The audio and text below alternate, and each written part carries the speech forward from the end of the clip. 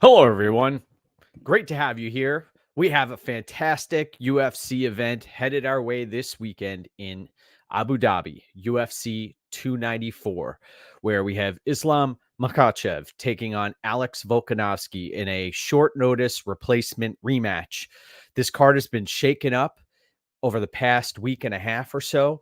We've had some new opponents step in, and it should be a fantastic event. I want to thank everybody for tuning in today. Don't forget to subscribe to the channel and like the video, and we are about to get things kicked off. We have 13 fights on this docket here. 9 out of the 13 fights are currently favored to end inside the distance, and we've got a bunch of fighters who are fighting near their hometown. We have fighters who are making the trip across the pond from Brazil, from all over the world, and it is going to be awesome. I can't wait for this. I know you can't wait as well. We still have a few days to go until the octagon door closes behind the competitors, and it should be awesome. So we're going to break down all 13 fights here, and we're going to do it in an orderly fashion. If you'd like to throw comments in and have questions about certain fights, I'll be answering those as well. So let's continue this journey, and let's start with a middleweight matchup that should answer a lot of questions here. We have Shara Magomedov's UFC debut, and he's taking on Bruno Silva. Bruno Silva, I know there are two Bruno Silvas here. This is the middleweight version, and Bruno Silva's coming off of a devastating loss, and he was, I believe, choked out by Brendan Allen. And you watch his fight against Brad Tavares. Also, he was an underdog in that spot. He's an underdog here. Magomedov reminds me a little bit of Umar with the way he throws his kicks. And this is a fighter, Magomedov, who we haven't seen many chinks in his armor yet. Undefeated fighter, 10 KO, TKO victories. And Bruno Silva, one thing he can do is strike. I know he was awarded his black belt in jiu-jitsu after getting out-grappled and dominated on the mat by Andrew Sanchez. That was a head-scratcher there. But you watch, I believe, the Wellington Turman fight. That was another fight where he was losing the grappling. And here, Bruno Silva, very dangerous early, is going to throw some big-time strikes, going to try and take Magomedov's head off with the timing, with the range management and the larger octagon. But I believe that Magomedov here is the rightful favorite. This dude, the UFC, you can tell, are trying to push this guy. He's getting on this card. They signed him. He has a great reputation and is, in my eyes, the real deal. Could he potentially get caught? There's always a chance. And we'll talk about other strikers up this card where there are some live underdogs. But in this spot, Silva could potentially be live. I think Magomedov, though, is the rightful favorite here and should come through and lead to a tremendous applause inside of the crowd in Abu Dhabi. We've got, let's check it out here. Good morning. Co-main and main are amazing. Yes, we've done some serious research on both. The early breakdown, I'm happy to be here doing this, and let's keep this rolling. Let's continue. So we have Frey-Dudakova coming in as the minus 500 favorite. Now, you'll notice throughout this card, these lines have been blown out. They have been steamed. So you're going to have to really try to pick your spots here. And if you did get on some of these lines early before they really took off, then you could have put yourself in a better situation. But there's still ways to attack this fight card, and we'll talk about that in a few spots. Let's talk Frey-Dudakova. She's coming off of a win where her opponent suffered an injury trying to post her arm and plant her arm or elbow. Ended up getting dislocated. Dudakova, we didn't see much of her there, but if you go back on the regional footage, you see she's a proficient grappler. She's going to have a big size advantage here against Jinh Frey, who's the plus 380 underdog. Frey has lost 3 consecutive fights in a row. Not a good look when you're losing to Elise Reed. And the sad thing is, Jinya Frey's had a great corner in Team Fortis trying to help her out here, and she has faltered down the stretch. You look at Jinya Frey, though, 38 years of age. She's going to be 39 soon. This is a fighter who is nearing the end of her road. And Dudakova, I know it's women's mixed martial arts, low-level women's mixed martial arts here, but you have to favor the younger fighter who has a motor on her. Dudakova, if you watch the regional footage, that's one thing this lady has, this young lady, she can go. And I've seen her on her back and reverse positions. She's looks like the goods. Am I going to lay minus 500? No, but this is a pass from my perspective at these odds. If you did want to take a look at something, we know that Jinya Frey, I mean, Polyana Viana was able to knock her out, right? Look at right now, fight goes to his decision sitting at minus 220. I think that fight doesn't go the distance may be a way to play this card. And if you are going to play somebody, you may want to play Dudakova inside the distance. Take a look at those numbers. I don't think Frey's going to be locking up a submission here or knocking Dudakova out. I'll be picking Dudakova to win inside the distance and get on her way. This is a situation also where you're flying an opponent across the world to basically possibly lose and likely lose. Next up, we have Nathaniel Wood taking on Magomedov-Naimov. Naimov coming in as a significant underdog here, plus 270 underdog. Naimov trains at Elevation, right, in Colorado, and he is a fighter who we saw last time out against Jamie Malarkey. He can land the kill shot and can put folks in trouble. He's heavy-handed. And you have Nathaniel Wood on the other side, who's, in my eyes, I know folks, they've seen him have some success at the featherweight division, and I ended up cashing on him against Andre Fili, but there were some sketchy moments in that fight. Nathaniel Wood, not a massive featherweight, and he's a fighter who has volume, has cardio, has grappling, but he has been chin checked a few times in his career.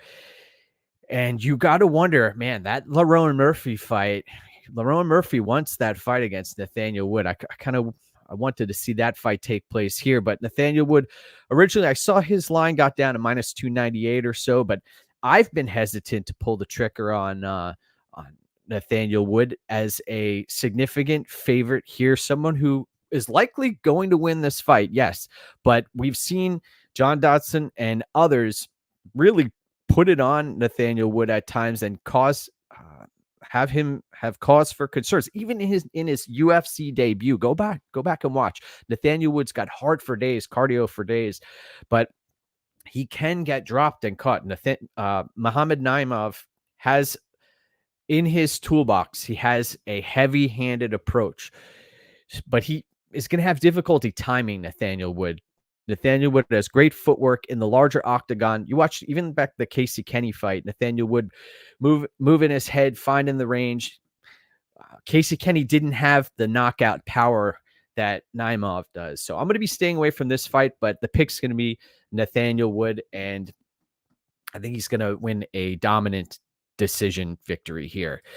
Next up, where we have Anju Jubli taking on Mike Breeden. This is a situation where we have two lower level fighters. Breeden's someone who I believe he beat Jenkins on the regional scene, and Brandon Jenkins, we know, was taken out of the UFC, gone.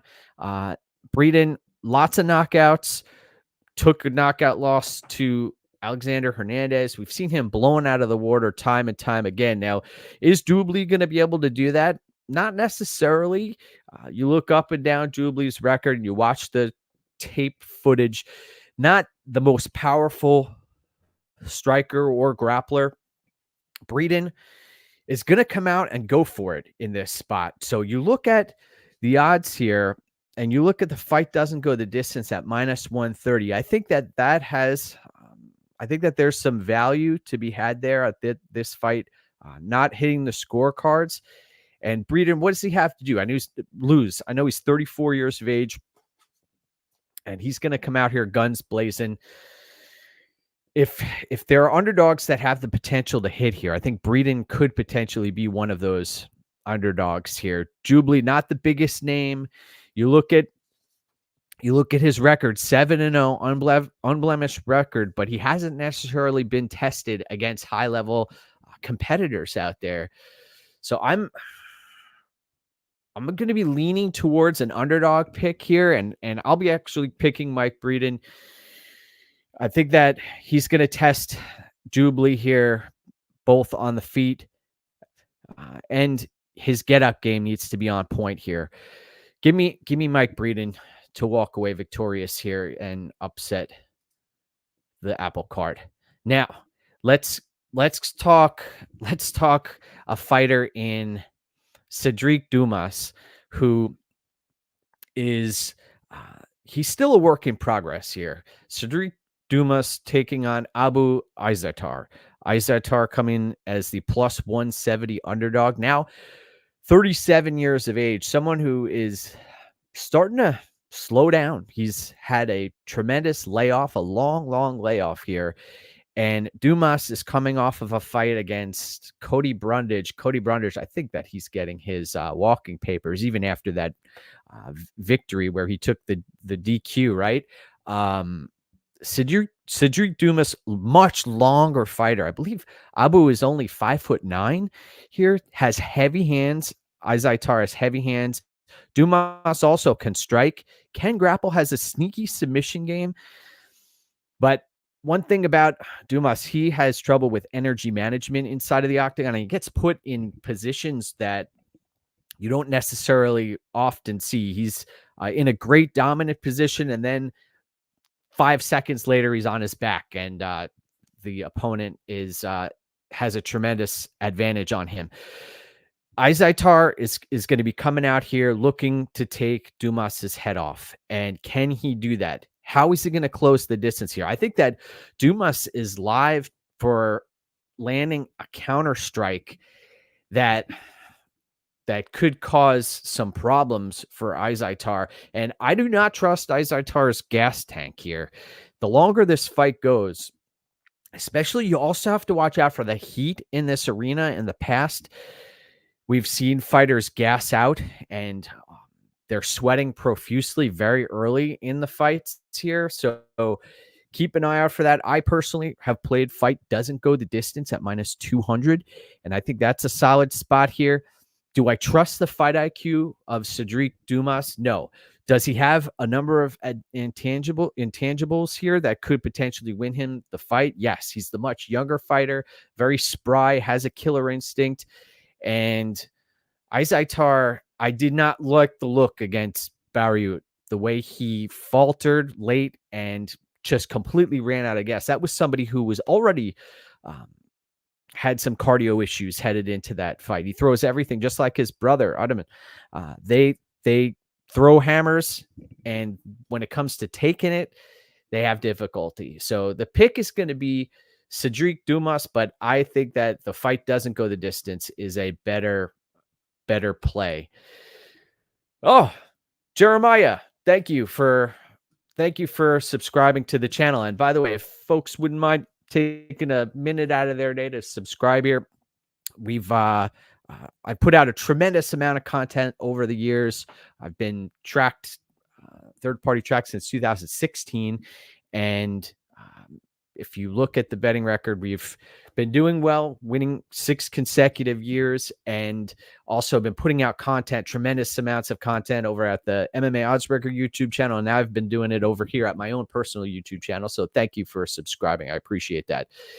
Now let's keep this train rolling where we have, this is another situation where you have this is a counter striker against an aggressive, intelligent fighter. Victor Henry taking on Javid Basharat. I got in on Basharat at minus 400. This line has now blown out all the way to minus 535 here. And Victor Henry, you watch the fight against Barcelos, and that was an incredible performance. Then you watched the fight against Asuncao, and Asuncao was closing in on 40 years of age. Asuncao, a counter striker, having tremendous success, and you have Basharat. That is his game too. Granted, he doesn't necessarily have the ground game of Asuncao, but the counter striking And the Extreme Couture, the work over at Extreme Couture is very helpful here. And Victor Henry, I think this might be his last UFC fight on his contract. I know he talked about heading out to Japan with Barnett after this, and there may be some opportunities in his future there. So I know Basharat, the much younger fighter, 28 years of age, Victor Henry getting up there, 36 or so.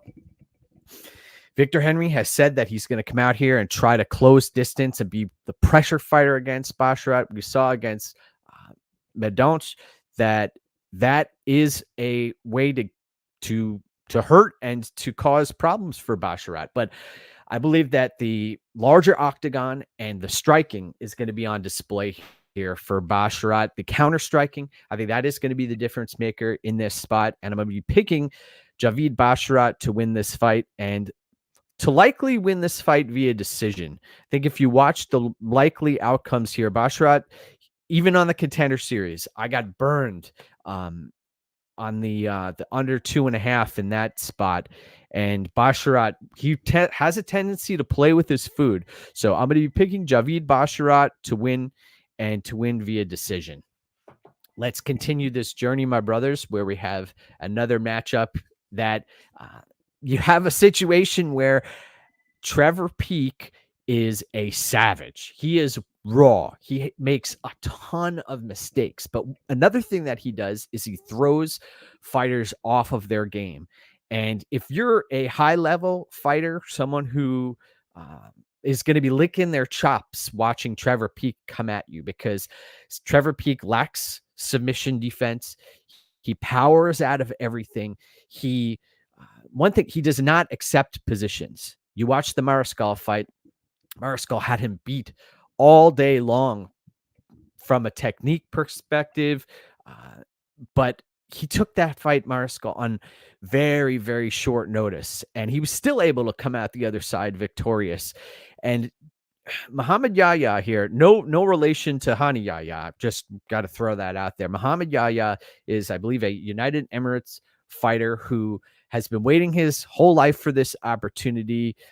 A fighter who's a meat and potatoes type of fighter, doesn't blow you away. I know that he won a title in a regional organization, stepping in, landing a strike in the second round. And I watched a few of his other fights, and I'm not blown away by Yahya. I think the physicality of Trevor Peek is going to turn some heads here. And I understand what they're trying to do here. They're trying to give this opponent, Yahya, a path to victory here. And the path to victory is Trevor Peek overextending himself and making catastrophic errors, which he has done in the past. And by the way, you watch the tomahawk strikes as he's closing distance, the unorthodox techniques of Trevor Peek are what make him who he is. And I love to see it, man. I love to see a raw savage out there doing what he does best. And he has a blockhead on him. My son, one of my sons, my youngest, he said, "Dad, is he from Roblox?" I said, no, he's legitimate. This is a legitimate UFC fighter. No, Trevor Peek is a legitimate, he's a legitimate fighter now, and he's racking up. Granted, he's coming off of a loss here, but I believe that this is a get right spot for Trevor Peek. And Yahya, he's going to have to be on his game, and he can't get flustered. We've seen so many fighters. Trevor Peek, I think it was the Ghost Pepper, one of the lowest level fighters, got a shot in the UFC and had his moments, could have taken advantage of Trevor Peek, but it couldn't finish the job. And I think that the physicality here is going to really set this apart for Trevor Peek. And another thing, I posted this earlier today on Twitter, that Trevor Peek versus Terrence McKinney is a fight that I'd like to see booked after this one. I'd love to see Trevor Peek lightweight taking on Terrence McKinney. Sean Shelby, if you're tuning in today, or Dana, if you're watching this, please get that fight booked in a timely fashion, and I will fly to wherever that bout takes place and cheer on both fighters. Now, this is an interesting fight here where we have Magomedov-Mokaev taking on Tim Elliott in a flyweight matchup that puts a prospect against a veteran. And you talk about grizzled veterans. There aren't many who are more grizzled than Tim Elliott. He's been in there with Demetrius Johnson and so many others. And this is a fighter who's been there. It's Figueiredo with Pantoja. So many fighters. Tim Elliott is going to fight hard for your money. He's got a great motor. His striking is very erratic, and he's going to put himself in situations that leave himself to be countered and to be reversed. And even the Brandon Royval fight, I remember I was on Elliott in that spot, and Elliott was ragdolling Royval and then made a huge catastrophic error, and it came back to haunt him. Magomedov-Mokaev is not a world beater by any means. And I remember playing the Mokaev inside the distance line against Malcolm Gordon, and I was sweating bullets.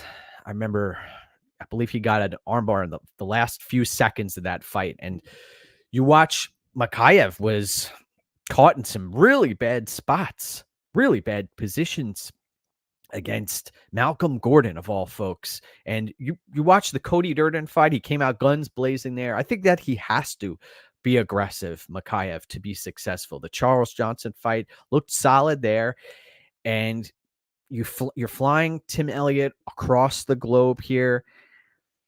He's got a lot going on. Granted, he changed camps and seems to be, he came out the other side victorious in his most recent UFC fight. But Mokaev is going to be the pick here. I think that Tim Elliott is going to make another mistake here, and Mokaev's going to capitalize on it. And he's only 23 years of age. You do go watch back, though, the Mokaev fights against Jafel Filho. That was another one where he ended up getting caught in a leg lock and didn't tap. And, well, some folks say he did tap, right? That was a controversial situation earlier in the fight where he was caught in a position where he was tapped his opponent on the shoulder. The ref didn't see it. And you saw the level of toughness if you didn't learn anything else about Mokaev.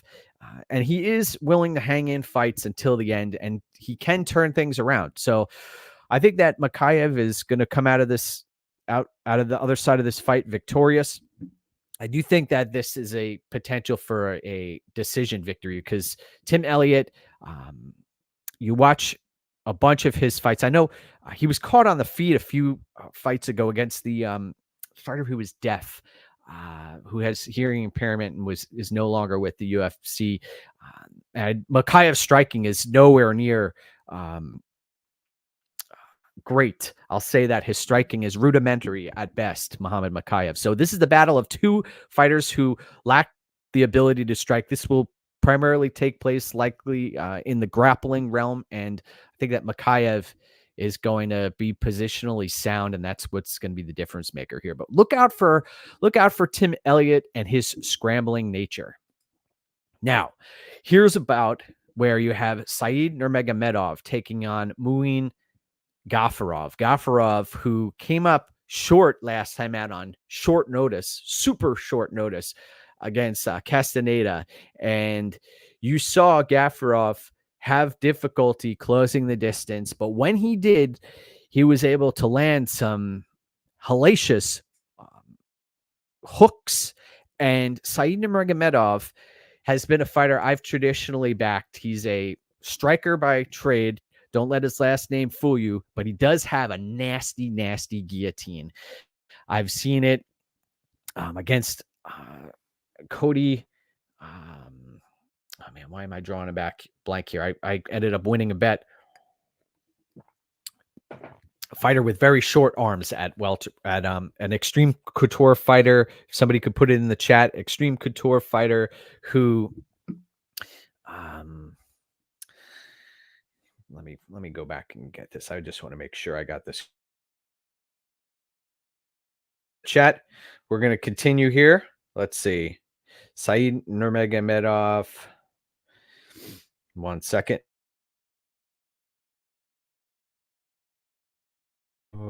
Cody Stamann. Yes. So that happened against Cody Stamann. I was on Said Nurmagomedov there. And here you have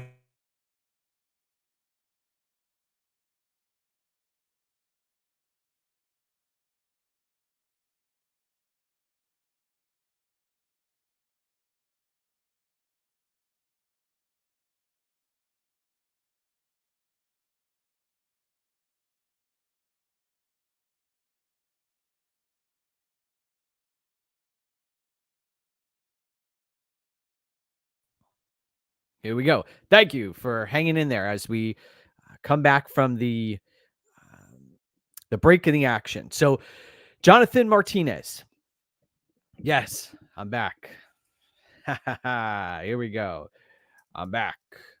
Jonathan Martinez was a situation where Said Nurmagomedov, in my eyes, ended up winning that fight. But you see the gas tank issues. The gas tank issues. Yes, I am back. Thank you. Thank you. Here we are. So the gas tank issues of Said Nurmagomedov have been on full display numerous times.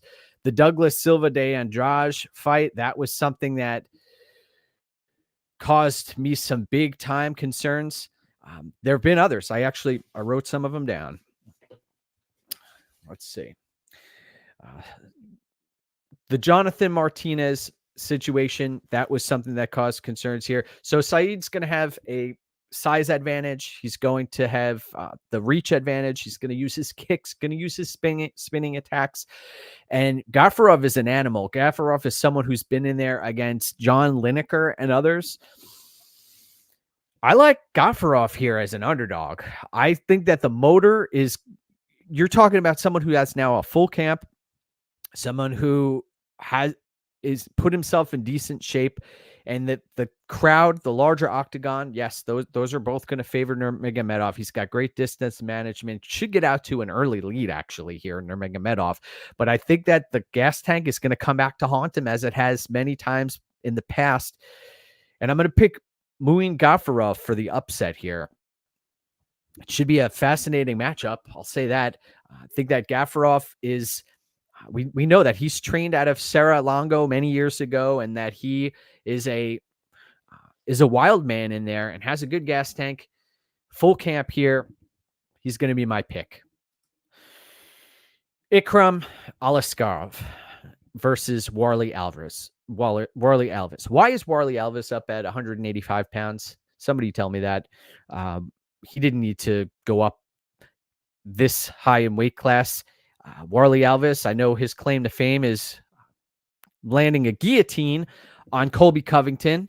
And you have Ikram Aliskerov, who is here, and he's coming off of a brutal knockout of Phil Hawes. I was at that fight.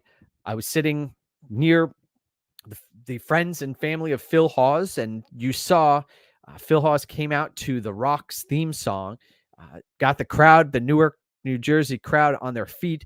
I believe he is from North Bergen, New Jersey, and he came out all right. Phil Hawes did, but he got brutalized by a 1-2 and a head kick, and then put out in the fashion that they had the medical team in there for multiple minutes where Phil Hawes laid unconscious. And Warlley Alves here doesn't have the best chin. We've seen Jeremiah Wells put him out, and James Krause was able to finish Warlley Alves in the, I believe, third round. And we've seen Warlley Alves gas out late in fights. Aliskerov has a mixed bag of finishes. He's got, I believe, 5 submission finishes and also 5 knockout finishes. So you watch this fight, and Aliskerov, he asked for Bo Nickel after that fight. Do you trust the UFC to give him Bo Nickel? Bo Nickel asked for the Hamzat-Chimaev fight. That fight hasn't been booked. Bo Nickel, they're slow rolling him up. But here, Warlley Alves, 32 years of age, has no business being at this weight class, 185 pounds. The pick's going to be Ikram Aliskerov. If Alves has a path to victory, it's finishing Aliskerov. I've watched back the footage of his fight against Hamzat-Chimaev, Aliskerov fought him, and you want to watch a knockout? Man, Aliskerov was put out in a more brutal fashion than Phil Hawes was. That speaks volumes. So, yes, there's a button on Aliskerov if you can find it. And Warlley-Alves, they make him take this trip across the pond. Aliskerov was supposed to fight Nazardym Imavov. I've had a play on Imavov at plus money in that matchup. It never came to fruition. Warlley-Alves takes this fight on short notice. That's why he's doing this up at 185 pounds, but he shouldn't be doing this. I'll be picking Aliskerov to win and to win inside the distance. I think that his physicality is going to be too much at this weight class, especially with the full camp for Aliskerov. Now, this is a fight that you get the popcorn ready, folks. Magomed-Ankalaev versus Johnny Walker. Johnny Walker walks into this spot with nothing to lose. And you watch Magomed-Ankalaev. He was in a title fight against Jan Blachowicz. Magomed-Ankalaev was in a title fight. He won the fight by most accounts. They called it a draw. And what is he doing here? What is he doing in the middle of the card against such a dangerous fighter? It's nothing to gain, everything to lose for Magomed-Ankalaev here. It doesn't bump him up closer to a title shot. And he's taking on a very dangerous striker in Johnny Walker. And Ankalaev, what have we seen from him against Thiago Santos? If he isn't totally confident and standing there in the pocket, moving his head, he could potentially get caught by a Johnny Walker strike. I haven't made a play on Magomed-Ankalaev. Do I believe that Magomed-Ankalaev is the best light heavyweight on the planet? Yes, I do. But any fighter at 205 pounds can get caught against Johnny Walker. It just takes one or two strikes from Walker to finish a fight. And the way he closes distance and the unpredictability of Johnny Walker and the erraticness of Johnny Walker make him a dangerous fighter to face. And I think Johnny Walker right now is at peace, knowing that he could get knocked out. Ankalaev is not at peace with that. And that's the tentativeness of Ankalaev is an issue for me. He has the ground game. You haven't seen a submission victory for Ankalaev. Everybody keeps playing the submission line for Ankalaev every time out, and he hasn't locked one up, but he does have a great ground game. It's incredible. And you watch he did it with no legs against Blachowicz in the later rounds. He was dominating on the mat, and he has a good gas tank, Ankalaev. So this is a very interesting fight to call. If Ankalaev plays this fight safe and stays at range, he could win this fight. If he takes this fight to the mat against Johnny Walker, yes, he could stay in his guard for 2 to 3 rounds and win this fight via decision. But also Walker, there's a real possibility that Walker lands the kill shot on Magomed-Ankalaev. So dangerous fight. I also haven't gone out of my way to play fight doesn't go the distance, because I believe that is an issue.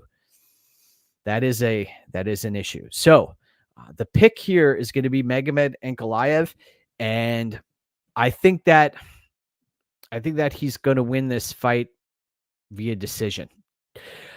Even though he has the potential to win via strikes or by submission, I think that his tentative approach. He's going to play this safe, and he's going to use that octagon. And we see Johnny Walker. Everybody goes back. Watch that Walker Thiago Santos fight. That went all 5 rounds. That was a fight that the fight doesn't go the distance line was sitting at, I believe, minus 400 or 500 or 600. And a lot of people got burned there. So give me Magomed-Ankalaev by decision here. Now, let's talk big fights. Let's talk Kamaru Usman versus Hamzat-Chimaev. Hamzat-Chimaev coming in as the minus 278 betting favorite. And he's taking on Kamaru Usman, who's took this fight on extremely short notice. And we're talking a week and a half.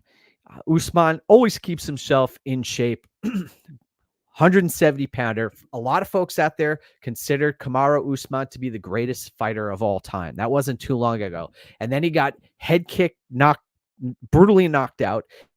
And then he came back and lost again to the same fighter, Leon Edwards. And now we know Kamaru Usman has not necessarily been a potent striker. He's sitting there absorbing strikes, significant strikes, I might add, from Colby Covington in both of their fights. Trevor Whitman basically saved him here and gave him the blueprint to win fights, and he's done it. And he's done it many, many, many times. And I know Usman's going to be extremely confident here. He's going to be pumped up walking out, but he's walking into enemy territory here in Abu Dhabi. And Usman, he at 185 pounds, is he going to have the same motor, the same gas tank? We know the knees have been a major, major issue for him in his career. He's turned the other side of the 30s, so he's 36 years of age now, and he's getting up there. He's been finished, and he's been losing later rounds to other fighters. So you're asking him to come in on short notice against Hamzat-Chimaev, who was supposed to take on Paulo Costa. And Hamzat-Chimaev, I know he hasn't fought the best competition, but what you've seen out of him, the aggressiveness, the dominance on the mat, and the explosiveness are what lead me to be picking Chimaev here. Not only that, but I think that the explosiveness, the striking of Chimaev is going to be put on display here. You look at Chimaev's the fighter who's a couple of inches taller. I know he's giving up an inch in reach, but he's also had an entire year to get acclimated to 185 pounds. And he's fought at middleweight before. His frame is more conducive to that of a middleweight fighter. I think that he's going to come out here and dominate Usman. I believe that Usman, yes, he's going to have to survive an early storm. He is going to have to deal with some serious adversity. Usman is he going to come out into the center of the octagon and try to take Chimaev down right off the bat? You think that might happen? I don't think so. I think Chimaev's going to be the much more aggressive fighter, and Usman is not necessarily a counter striker.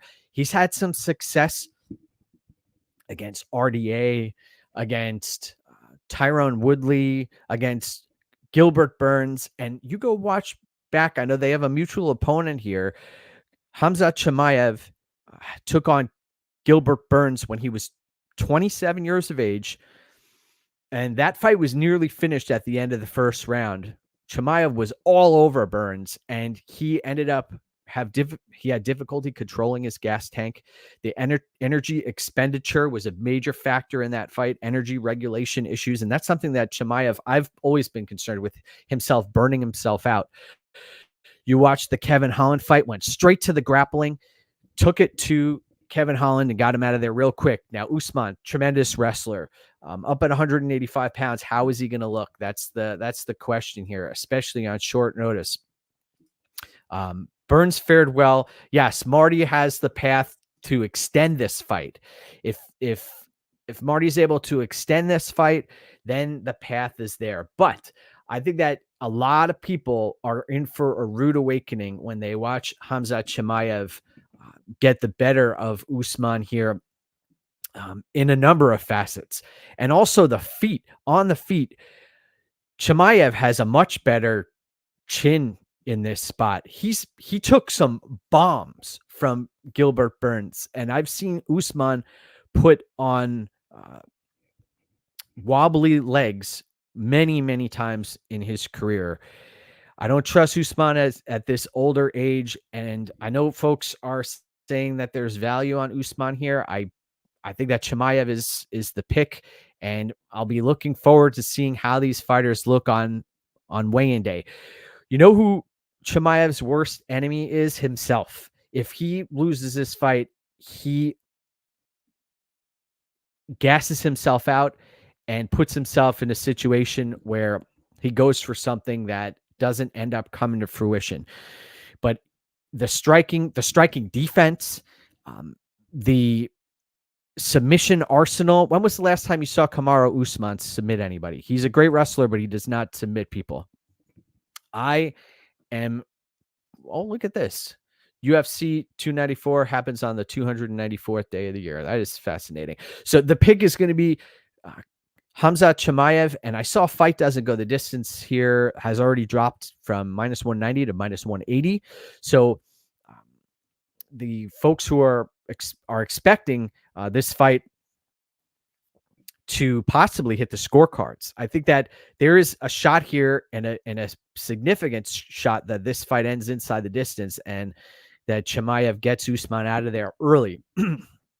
I think that's what's going to happen. I think that Usman is going to win this fight inside the distance, but it should be a hell of a scrap. And everyone, it wasn't too long ago that a lot of folks were proclaiming that Kamaru Usman was the second coming. I wasn't part of that crew. And I picked, as far as the Usman Edwards fight, we saw a changing of the guard there. So what does Usman have to lose here? He has a lot to lose. I mean, that would be three consecutive losses in a row. So give me Chimaev to win this fight inside the distance. Now, main event of the evening, where we have Islam Makhachev taking on Alex-Volkanovski. Alex-Volkanovski, the competitive spirit runs deep for Alex-Volkanovski. This is a fighter who's willing to take this fight on an extremely short notice without a camp. And you're taking on an Islam Makhachev who has a full camp, is massive for the lightweight division. And I mean, enormous. And Volkanovski is a fresh fighter who is coming off of a surgery, a fighter who believes in himself, believes that he won and had if he did a couple of things differently, would have walked out victorious against Islam Makhachev. And I agree with him. You watch that fight back and he had his opportunities. You look at the way that fight ended, man. Volkanovski was right there. But the situation here is this card takes place in Abu Dhabi. You have a fighter who does have one of the most dominant blueprints and game plans of all fighters in the UFC. And Makhachev, once he gets you down, once he has your back, once he has you on the mat, the route to escape from that position, there's a sequence of events that must take place, like a chess match, that you have to rectify where you are and where you need to go. And Makhachev is 1, 2, sometimes 3 steps ahead of his opponents in his mind and on the mat.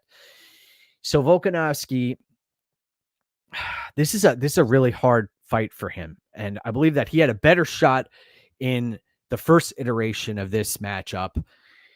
I want to pick Volkanovski here. I think that he is a fighter who not only does he have the championship skill set down at 145 pounds, but his power does carry up at this weight class.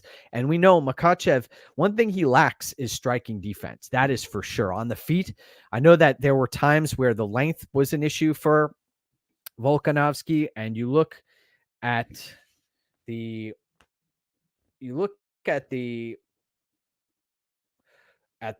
reach here, and I see that although Volkanovski giving up 4 inches here, he does have the longer reach. But Volkanovski's a much better striker in this matchup, and he's much more when you talk about athletic and the agility, and as far as the cardio, Volkanovski has Makhachev beat in those 3 areas. But I think that Makhachev should win this fight. It pains me to say that, but I do believe that. And I am not going to be betting this fight. I think that you see Volkanovski will not quit on himself. He will not tap. And, the Brian Ortega fight, that was a situation where that was worst case scenario for Volkanovski, and he did not quit in that matchup. And I don't think he's going to quit here. He's tough as nails. I don't think you're going to hear a lot of boos from the audience too if Makhachev's able to take the back of Volkanovski and he gets stuck there for rounds at end. I don't think that referee's going to stand them up. I think that this may be just a situation where if you are going to play something, take a look at Makhachev via decision. I think that might be the way to go here. But I want to pick Volkanovski. We can look forward to the Topuria matchup in the near future in January. I just think that if you are going to beat Makhachev, you have to do it with a full camp, or you catch him early. That's the other thing. If Volkanovski comes out here guns blazing, then there's a potential to win this fight. He's going to have to get it done inside the distance. So Makhachev via decision or Volkanovski inside the distance. You may want to hedge with both of those and see what happens here. But I don't think that Volkanovski is going to be the one winning a decision in this spot. So give me Makhachev via decision. And I think that Volkanovski's pride and his willingness to compete, the fire that he has inside of him, that's what took him to take this fight. And it may come back to haunt him. The other thing I have to mention is I watched the Lopez interview with Lopez, Volkanovski's head coach, and he said that Volkanovski has 1 to 2 years left in this game, 1 to 2 years left of fighting, and he wants to get in and get as much as he can out of fighting. And this is the path to it, right? He's going to get paid. He's getting the rematch that he wants. So, but does he win this fight?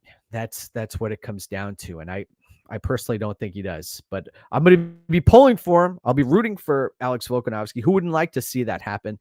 But I believe that Islam Makhachev is the rightful favorite here. So thank you for tuning in. We're at 46 minutes here today, and I wanted to bang this out early. Today is Tuesday, and we are doing we did a full card breakdown, all 13 fights. Spoke at length in regards to each of them. So if you wouldn't mind pausing and subscribing to the channel and liking the video, that'll be a big help. We're looking to get the information and research out to as many folks as we can to help you win. And my third-party track betting records at betmma.tips. I have been at this for a long time and has had a successful run here. So remember, go get what's yours. Let's do this. I'll be continuing to pump out content throughout the week in the lead up to this as I recover from this injury. Thank you. Appreciate you as well.